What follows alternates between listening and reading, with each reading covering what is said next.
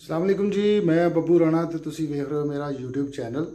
तो ਇਹ ਤੁਹਾਡੇ ਨਾਲ ਗੱਲ डिस्कस करनी सी कि सुबह की एक फेक न्यूज़ चल रही है ਜਿਹੜੀ कि मैनू भी काफ़ी सारे मैसेज आए सोशल मीडिया ਤੇ भी बड़ी इस टाइम खबर जी फैली हुई है कि की वजह वो खबर है कि किसी ने शरारत की है या जो भी किया है। अरूबा जी का एक क्लिप चल रहा है डॉक्टर अरूबा साहबा का कि आफ्ताब इकबाल साहब ਜਿਹੜੇ ने अल्लाह ना करे उन्होंने डेथ हो गई है। ऐसा कोई चक्कर नहीं हैगा और ऐसा ये फेक न्यूज़ हैगी है। वो जो मंसूर फरूक साहब साढ़े फौत होए सी पिछले दिन उन्होंने वीडियो चो एक क्लिप चुक के उन्होंने क्रॉप करके एडिट करके डॉक्टर रूबा साहबा का वो वायरल किया जा रहा है कि आफ्ताब इकबाल साहब की डेथ हो गई। ऐसा कुछ नहीं हैगा। अल्लाह ताला उन्होंने सेहत तंदुरुस्ती देवे। वो फिट फाट ने इंजॉयज ने और माशाल्लाह रोज़े रख रहे हैं और इबादत कर रहे हैं और रिकॉर्डिंग भी साड़ियाँ चल रही ने।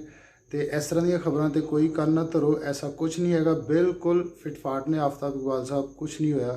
तो अलहमदुलिल्लाह उन्होंने कज़न की डेथ हुई सी अपने जोड़े मंसूर साहब मेरे उस्ताद भी सन तुहानूं पिछली वीडियो भी पता चलिया। तो इस हवाले नाल ही उन्होंने वीडियो किया सी डॉक्टर अरूबा ने। तो वो कुछ छोटा जिहा पीस चुक के एडिट करके लोग वायरल कर रहे हैं। मैं कहांगा ऐसा नहीं करना चाहिए, यह बिल्कुल रॉन्ग है। आफ्ताब इकबाल साहब माशाल्लाह फिट ने अलहमदुलिल्लाह।